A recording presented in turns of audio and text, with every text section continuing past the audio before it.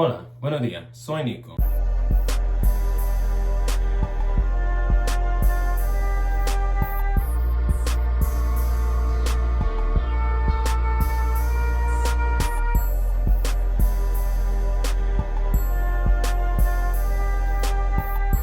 I'm getting a nervous feeling in my stomach.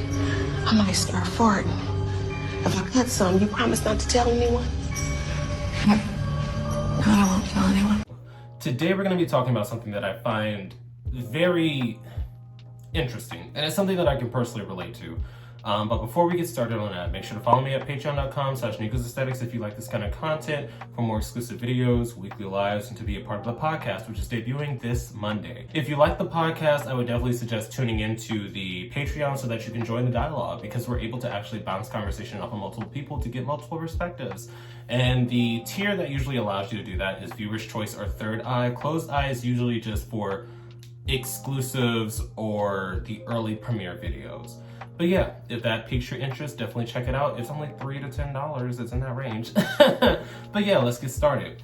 So essentially, we're going to be talking about how hookup culture within the gay community definitely alters the way that you move through relationships. And it spurred from this tweet that said, I find it strange that a lot of us had our first sexual encounter with complete strangers. And it does affect our further relationship growth and how we can actively build relationships, because I spoke about this before, how building the foundation of your understanding of relationships on hookup culture usually leaves you a bit stunted, and that's why a lot of people in their 30s tend to say, I've never been on a date, I've never had a boyfriend, and I really want that, but I just don't know where to start. But I've never sat down to talk about the first time. And I mean, that's the thing, I lost my virginity when I was 19. I thought I was a late bloomer just because everybody around me was having sex, but online people tell me that in more sparse or rural areas, that's usually the age that people actually have sex, or maybe in their early 20s. But for me, it was to the point where everybody around me was getting it on, straight, gay, etc. But I was this little reserved, religious kid. And by that time, I definitely left religion in my past because it caused me nothing but pain personally. And I finally said, you know what? I want to do it. I want to get some. No, I'm joking. I'm not gonna say that on YouTube, but I definitely wanted to get some. So I was like, okay, well, I'm just gonna get it out of the way. I finally downloaded Grindr, yeah, back when it was heavy on racism. I had finally downloaded Grindr, and I eventually found someone that I was like, okay, I'm gonna give them my first time. To this day, I cannot tell you this man's name. He was actually DL. He was DL living with his girlfriend, and she was at work. And I eventually pulled through after a couple of days of texting. And I don't know if I told you guys this story, but he was basically like, okay, well, did you bring the condom and the lube? And I was like, I brought condom. It said that it's already pre-lubricated. So I was just expecting that it was gonna be easy. He was like, no, baby. So we struggled through that, but eventually I did it. I'm not gonna go into detail because it was not that eventful as my first time.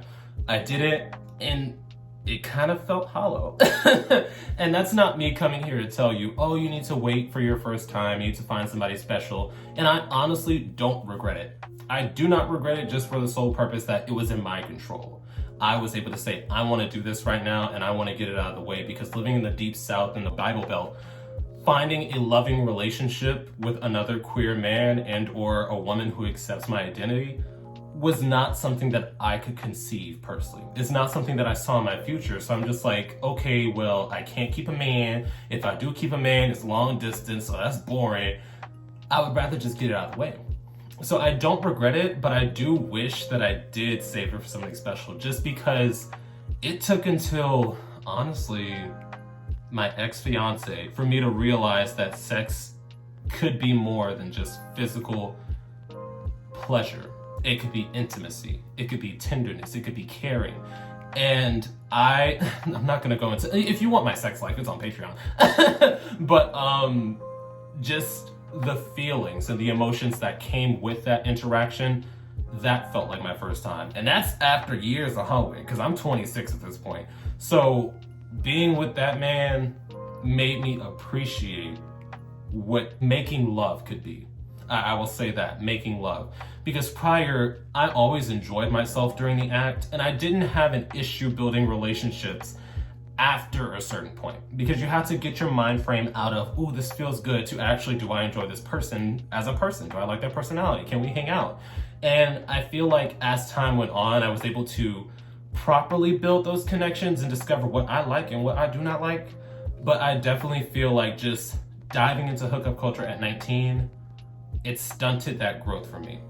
It definitely made navigating dating more difficult, because I'm just like, okay, well, I could just get on the app, new boyfriend, new booty, new this, new that. You know, it was just so instant gratification. And I feel like that's what gets people addicted to that lifestyle. It's just, I'm aroused, I want to handle it, boom, done. And then you move on to the next one.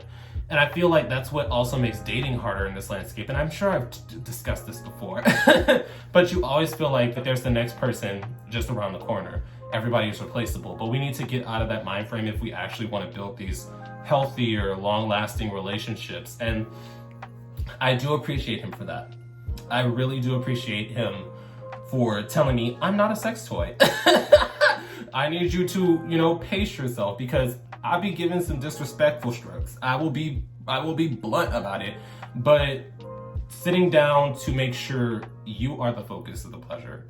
Obviously, I'm enjoying myself, but I want to make sure that you are also enjoying yourself. He even taught me how to enjoy, you know, foreplay, because I'm one of those people that's like, I'm straight to the point, cheeks. But he taught me how to actually build that intimacy and to take your time and to genuinely enjoy the environment, the moment, the experience.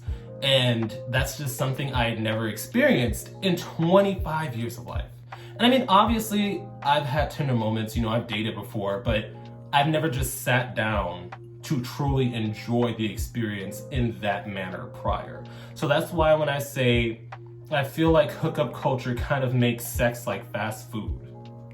I feel like, oh, it's easy to get, it's fun to have, you get your fill momentarily, but it's not good for you in the end. That's my personal belief. You know, maybe that is repressed Christian brainwashing, I don't know. But in my experience, hookup culture, yes, it's fun. Yes, it's pleasurable. Y'all can do whatever y'all want. I'm not sitting here judging y'all, because I know people get upset when you talk about hookup culture. But I really feel that if you're younger, you should wait until you find somebody that you just enjoy, at least. You don't have to find somebody that you can date. You don't have to find somebody that you're head over heels for, that you're in love with. But you need to make sure that there's actual connection, that there's some form of intimacy when you're having your first time. Because going forward, that's how you're going to approach sex. Hear me out, because I met people my age that are like, I don't do dating apps. I don't do hookup apps. I've never had a hookup. And it baffled my mind until I realized they were in back-to-back long-term relationships with people that they met in person. And that definitely changes how you interact in these relationships, especially if you go in thinking, oh, I could just replace whoever. Then you're just back to back to back to back to back. Nobody really works for a relationship anymore. And I mean, I guess I can't put that all on hookup culture because it's the digital age in general. But in my experience, those that are heavily steeped in hookup culture tend to have that issue. And I'm not saying that's everybody, because I know a lot of people that hook up that are in long-term relationships, whether it be open or monogamous, and it's successful. And that's good for them. I'm happy for them. I'm just saying that for the most part, the people that I see tend to have this issue. But definitely drop your opinions down below. Do you think that the first sexual interaction basically lays out the landscape of how you're going to approach intimacy and sex in the future? Do you feel like taking the time to find somebody that you genuinely want to give yourself to, rather than just getting it out of the way, is the better option? Because yes, you are in charge of your sexual freedom, but you're also missing out on that experience to grow with a person in that first time. Because my first time, wham, bam, thank you, man. I was a top, I just did the top thing and I moved on, you know, that kind of thing. But my first time making love was definitely a lot different. I literally lost myself in the experience. I no longer had anxiety. I didn't have little thoughts in the back of my head. It was just pure bliss and romantic energy. But that was definitely my experience. Definitely drop your own opinions and experiences down below, because I really think this is a good conversation for our community when so many people are affected by hookup culture. But yeah, Boop. And once again, a quick thank you to all my patrons on Patreon, and a quick shout out to my third eye tier patrons. Your support means everything to me and helps me do this a lot more smoothly. I will also be listing this week's live stream topic in case anybody wants to join in on the fun. I will see you guys there.